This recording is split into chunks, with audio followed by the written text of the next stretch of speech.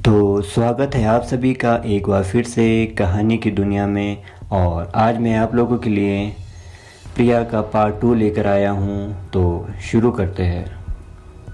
साहिल और प्रिया की मौत के बाद कॉलेज का माहौल ही बदल गया था।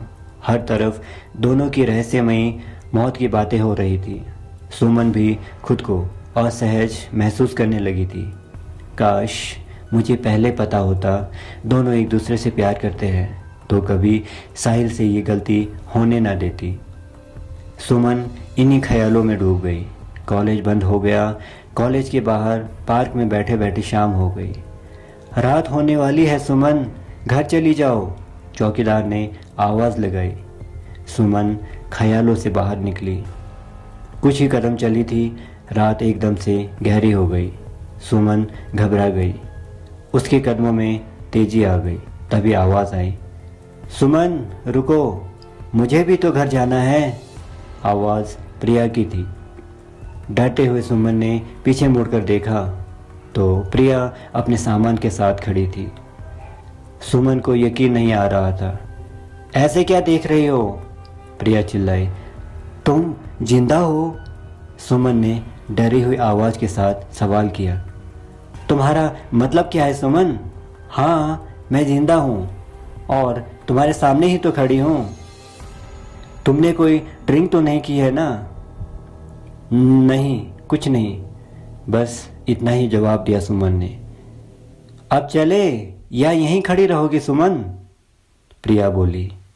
सुमन को अभी भी कुछ समझ नहीं आ रहा था। क्या प्रिया सच में जिंदा है?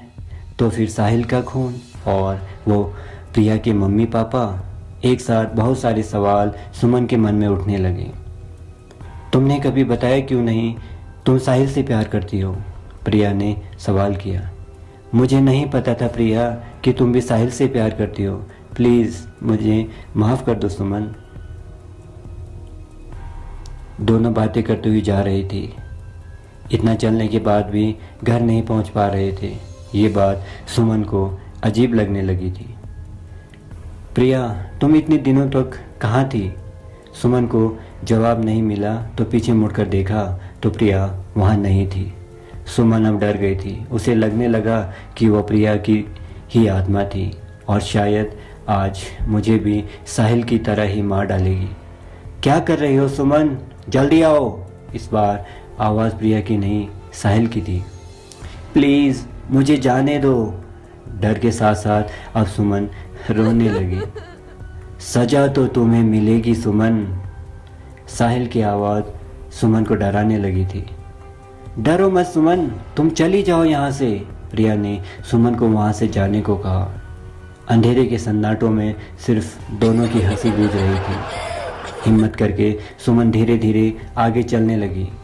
उसके हर कदमों के साथ साथ पायलों की आवाज़ आ रही थी। आज सुमन को यकीन हो गया था कि शायद वो कल की सुबह देख नहीं पाएगी। लगातार दोनों की आवाज़ उसे डरा रही थी। सुमन तेज़ी से भागने लगी। तभी अचानक उसका सिर जोर से एक पेड़ से टकराया। जख्म गहरा था तो खून भी निकलने लगा। तभी प्रिया उसकी पीठ पर बैठ गई और उसका खून पीने लगी। आह, प्लीज़ प्रिया, मुझे छोड़ दो। सुमन लगातार चिल्ला रही थी। तभी साहिल दिखाई दिया। वो अपना सिर अपने हाथ में लिए उसकी तरफ आ रहा था।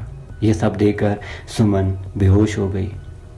सुमन की आवाज़ सुनकर उसके मम्मी पापा दौड़ते हुए उसके कमरे में आए।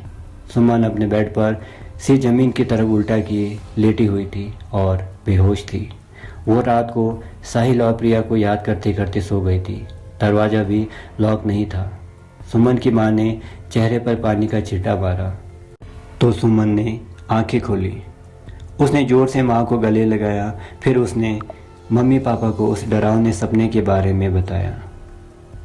कहानी के बारे में अपनी राय ज़रूर दें और अपना बहुत सारा प्यार भी। तो मिलते हैं अगली कहानी।